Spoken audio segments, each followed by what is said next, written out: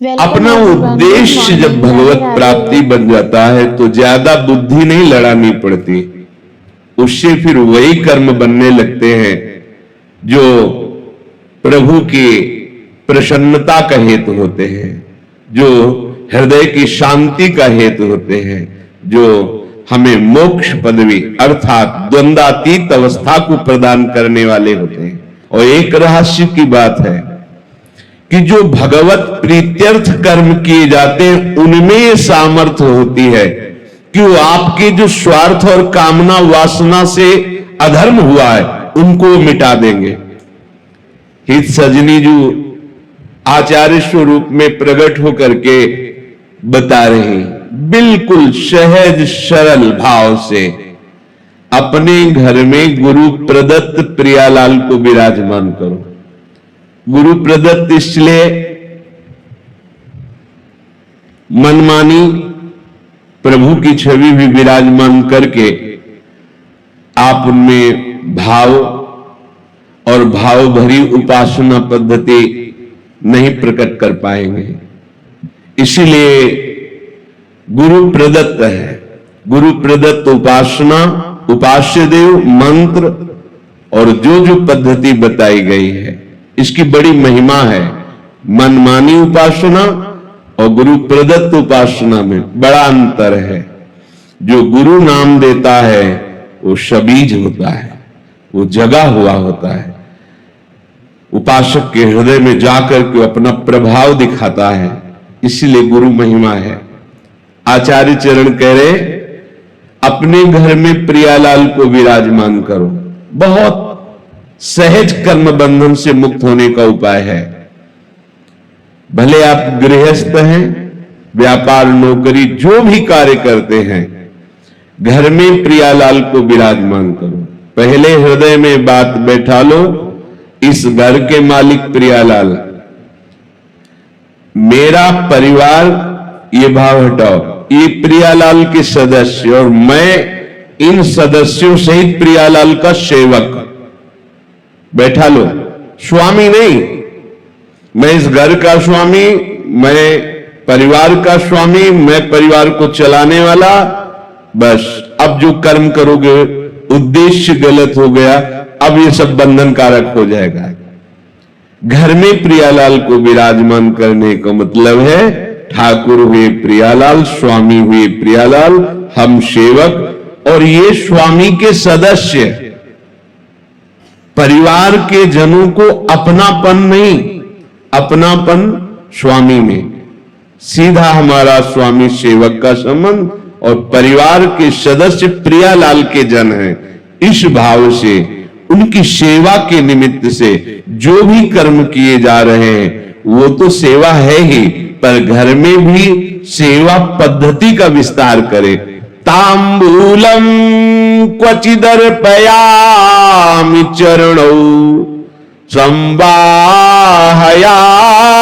क्वचिन मालाद्यै परिमंडे क्वचिदहो संवीजयामि क्वचित् कर्पूरादि सुवासितं क्वच पुनः सुस्वादुचाम्भोऽमृतो पायाम्येव गृहे कदा खलु भजे श्रीराधिका माधवौ। गृहे अपने घर में विराजमान कर श्री राधा माधव को मंगला से सेवा प्रारंभ करें। सूर्य उदय होने के पहले तक 4 बजे और सूर्योदय के बीच में यदि आप यहां विराजमान हैं और आपके श्री जी वहां विराजमान घर में, तो यही मंगला का चिंतन करो। श्री जी 10-20 नहीं, यहां भावना की और फिर जब यहां से गए तो उनको मंगला उत्थापन किया, थोड़ा पद गायन किया, फिर स्नान आदि, फिर श्रृंगार आदि। कुछ समय बीच का ऐसा अवसर निकालो अपनी श्री जी की सेवा का भी, जो अपने घर में, यहाँ वृंदावन धाम में यहाँ बैठे हो परम सेवा आठों पहर हो रही, पर जो अपने अपने घरों में विराजमान किए दूर देशों में भी है, उनको यही पद्धति अपनानी है। जैसे अपने लोग करते हैं, चलो इतना विशाल न करके तो सूक्ष्म कुछ मिनट में श्री जी की मंगला कर लिया, एक दो पद सुना दीजिए। आज अतिराजत दंपति भोर नंद के लाल हर्यो मन मोर, आज प्रभात लता मंदिर में आज तो जुवती। ऐसे ये प्रातः कालीन सुरत प्रेम के रस भरे पद हैं, इनको सुनाए। फिर श्री जी को स्नान कराइए, जिससे नाम सेवा है, स्नान कराइए और सुंदर सुंदर चंदन घर्षण करके श्री जी की पत्रावली कीजिए। श्री जी को भोग पवाइए, श्री जी को तांबूल पवाइए। भोग लगा रहे, थोड़ी देर पंखा लेकर के ऐसे झल रहे। ऐसे दिनचर्या, जब श्री जी को शयन कराए उनके चरण दाब रहे। अगर 4 फूलों की व्यवस्था हो जाए तो ऐसे फूलों की पंखुड़ियां बिछा दी, नाम को विराजमान कर दिया, भावना किया, प्रिया प्रीतम शयन करे, उनके चरण चाप रहे। हम अपने घर में जब लाडली जी को स्वामी मान लेंगे तो जितने भी कर्म हो रहे हैं वो सब उनके निमित्त से माने जाएंगे। सेवा, व्यापार, नौकरी, कर्म बंधन से मुक्त होने का सहज उपाय। अपने घर में जो ठाकुर विराजमान उनको मालिक मानिए। अगर आप नौकरी करते हैं तो महीने में जो पेमेंट आती है वो पहले उनके सामने रखिए। ये महीने भर की सेवा का, हाँ बिल्कुल, सुबह जाइए शाम के आइए, प्रणाम कीजिए। इतनी देर आपकी सेवा के निमित्त से जो कर्म हुए, हे लाडली लाल आपके चरणों में समर्पित। प्रतिपल आप देखना, कोई भी विघ्न ऐसी उपासना करने वालों के यहां अपना अधिकार नहीं कर सकता। बुरा प्रारब्ध भी अधिकार नहीं जमा सकता, क्योंकि वो घर लाडली लाल का है। देखो पूरी लंका जल गई, विभीषण का घर झुलसा भी नहीं। क्यों? क्योंकि उसमें प्रभु का नाम विराजमान है। दीवालों में नाम अंकित किए हुए, उनमें प्रभु का भक्त रहता है। जहां नाम कीर्तन होता है, नाम कीर्तन का बड़ा प्रभाव है। सबको अपने घर में नाम कीर्तन करना चाहिए, बहुत मंगल होगा, बहुत मंगल। 10 मिनट ही सही, परिवार के 4 सदस्य बैठकर यदि नाम कीर्तन करोगे तो परिणाम देख लेना। हमारे जो वो कर्म हमें नष्ट करने के लिए तैयार बैठे हैं, उनको नाम कीर्तन रूपी महान कर्म नष्ट कर देगा। यदि हम अपनी केवल स्वार्थ बुद्धि से, इसमें बहुत सूक्ष्मता से देखा जाता है। जैसे गृहस्थ में अतिथि सत्कार, साधु सत्कार की बड़ी महिमा है, करना ही चाहिए। यदि आप गृहस्थ हैं, आपके घर के दरवाजे पर कोई भिक्षुक आता है तो आप उसकी अवहेलना नहीं कर सकते। चल, ऐसा नहीं। अगर ऐसा किया तो उसके जितने दुष्कृत हैं वो सब वहीं छूट जाएंगे। शास्त्रीय सिद्धांत है। मृदु वचन बोलिए, राधे श्याम कहिए, क्या आज्ञा है। अब वो जो मांग रहा है, अगर आपके पास सामर्थ्य है तो दे दीजिए, नहीं दैन्य होकर उत्तर दीजिए, राधे श्याम हमारी सामर्थ्य नहीं है, आप पधारिए, आगे कहीं मांग लीजिए। ऐसा आप वहां गलत भावना करके, भिखारी है चल भाग यहां से, बिल्कुल ऐसा नहीं, बिल्कुल ऐसा नहीं। गृहस्थ धर्म में सबसे बड़ी सावधानी अतिथि सत्कार है।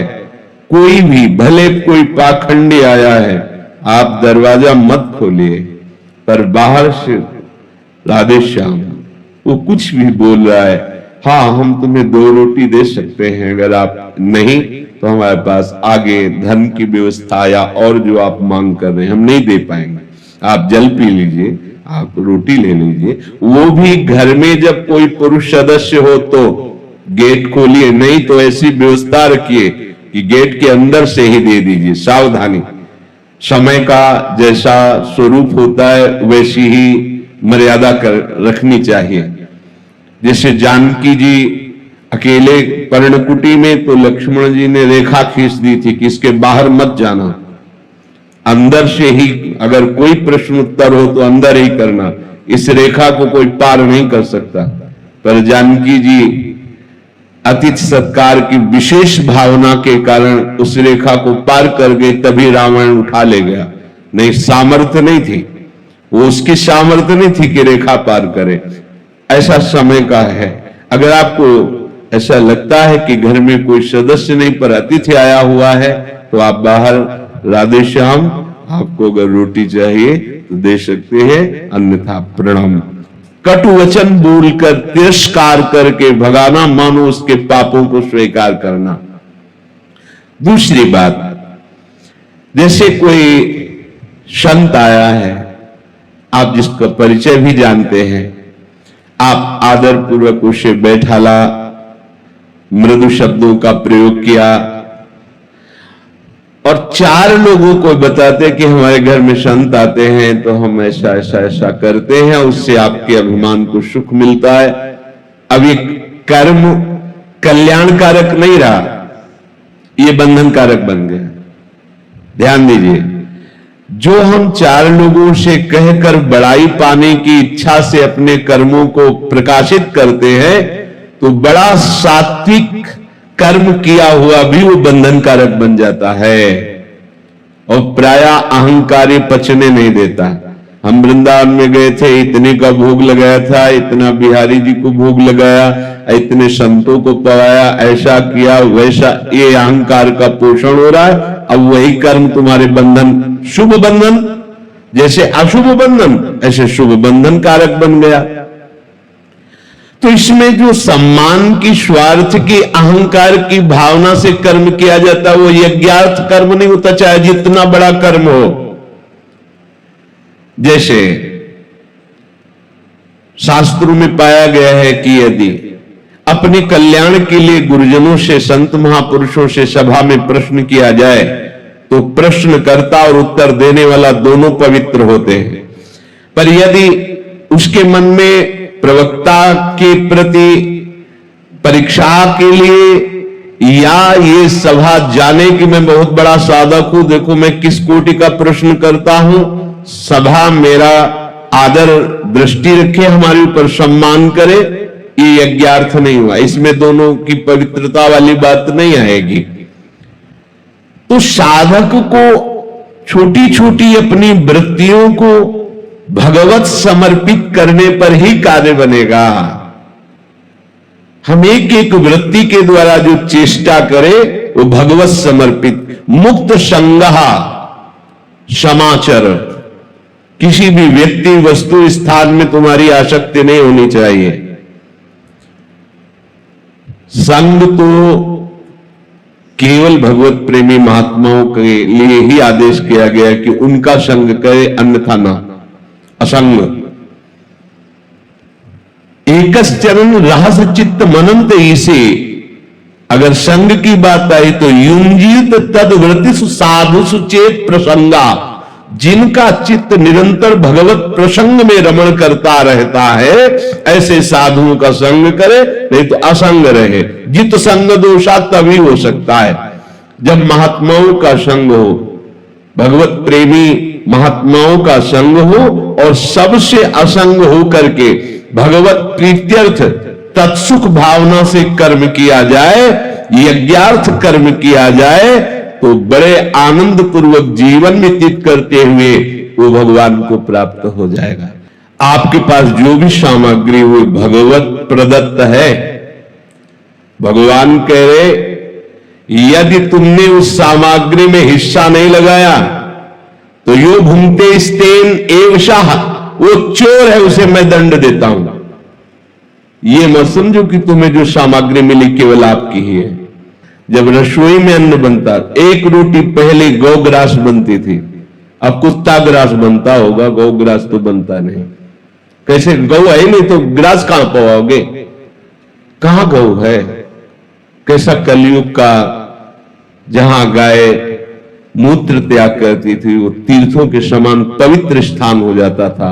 गौ में धर्म वास करता है।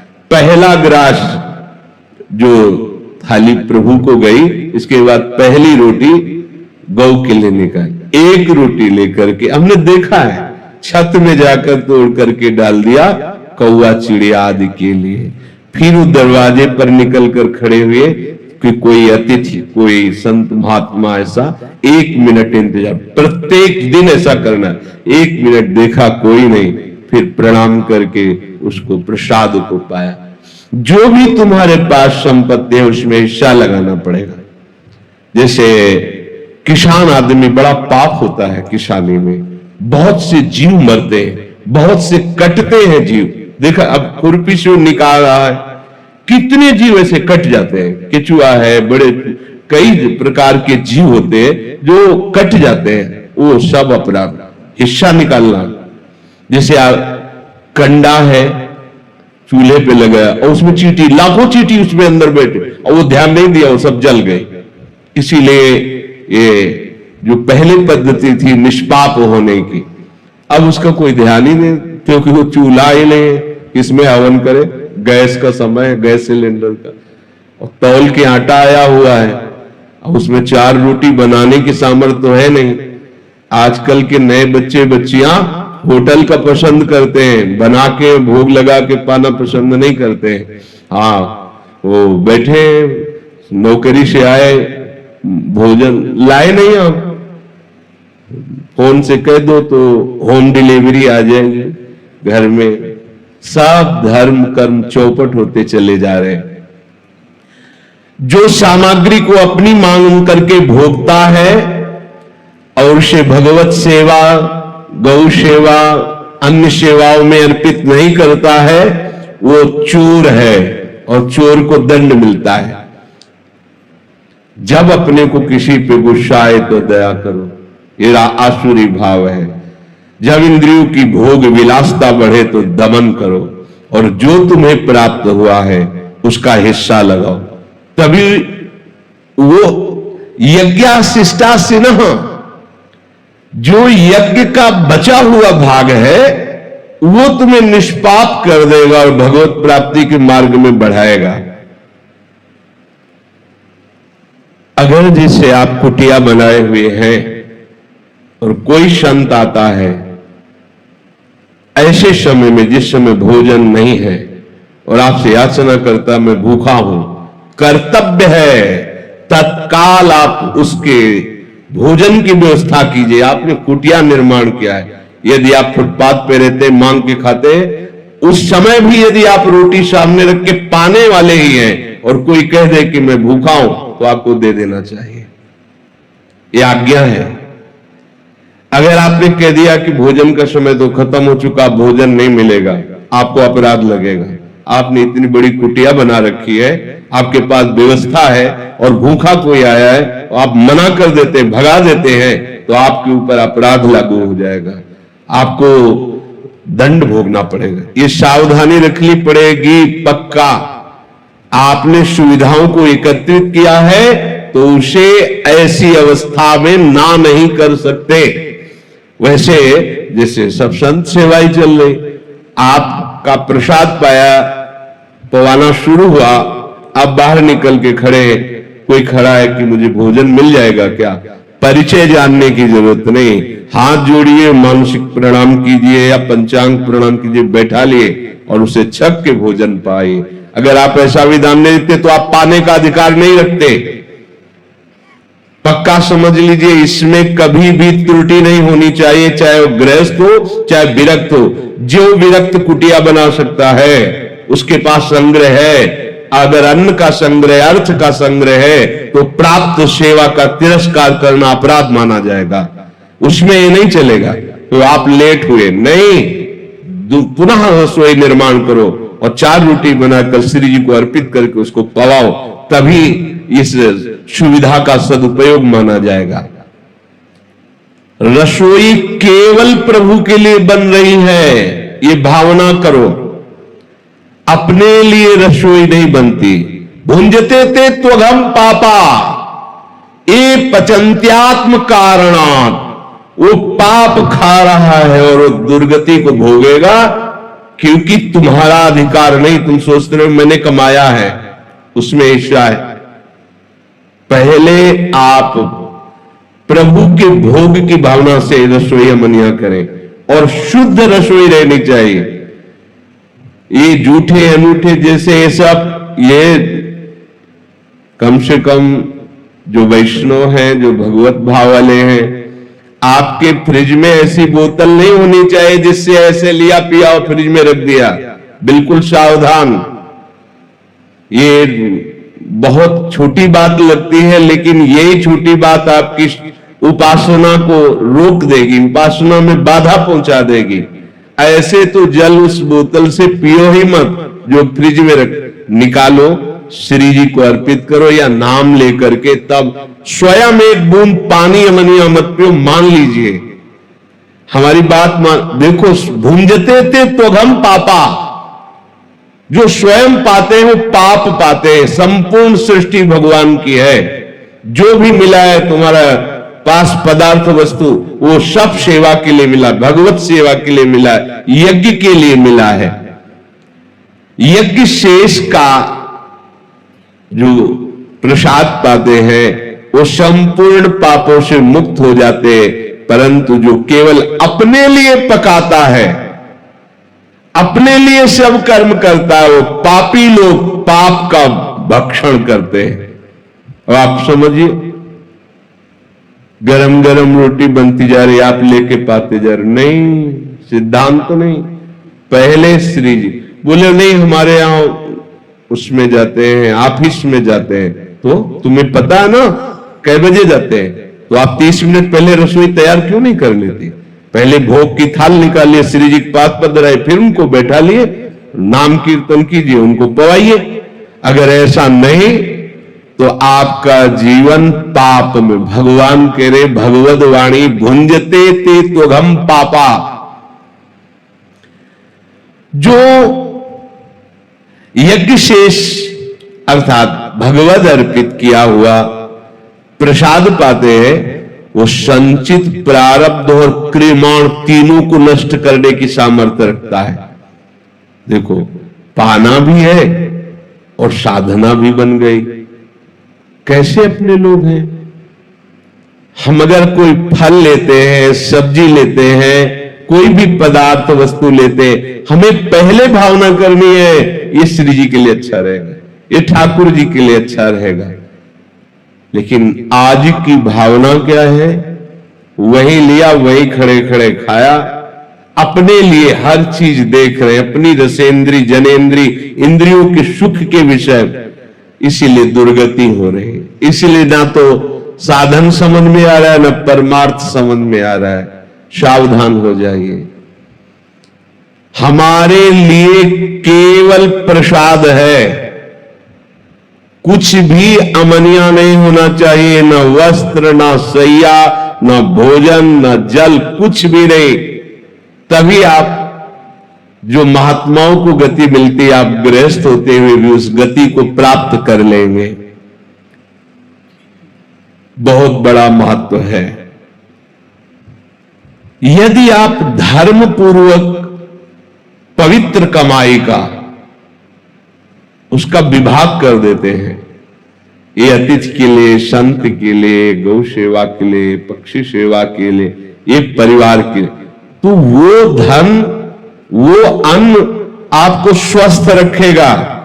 बुरा प्रारब्ध जो आपको, एक खून की जांच कराने में 10,000 रुपए लग रहे हैं, ऑपरेशन हुआ लाखों रुपए लग रहे हैं, तैयार हो, आपको कोई परेशानी नहीं। लेकिन वही प्रारब्ध आपका किसी अन्य बीमार की सेवा में थोड़ा हिस्सा लगा देने से, कोई भूखा है उसे भोजन दे देने से, कोई ठंडी में कांप रहा है उसे वस्त्र दे देने से, वो आपका बुरा प्रारब्ध नष्ट करके स्वस्थ रखे, वो अच्छा। या धन भी नष्ट हो और कष्ट भी भोगो तो वो अच्छा। पर आज का प्राणी वर्तमान में इतना भोगासक्त है कि वो त्याग शब्द जानता ही नहीं। वो अगर कहीं कुछ दान देने की भावना भी आती है तो वो चाहता है कि पूरी मीडिया में हमारा प्रचार प्रसार हो, सोशल मीडिया जाने कि कोई भारत में एक दाता है हमारा, एक पंखा देगा तो पंखुड़ी में नाम लिखवा देगा, पूरा पता लिखवा देगा कि होगा क्या क्या होगा। ये बहुत सूक्ष्म बात है। आप जो भी सामग्री आपके पास है उसमें हिस्सा लगना चाहिए। अगर हिस्सा नहीं लगाते हो तो जबरदस्ती छीन लिया जाएगा, दैवी विधान आपको परेशान करके छीन लेगा। तो आपके प्रारब्ध और कर्म तो बकाया ही रह गए और कष्ट भोगना पड़ेगा। और यदि आपने उसे हिस्सा लगा दिया तो वही आपको स्वस्थ रखेगा और कर्मों को भी नष्ट कर देगा।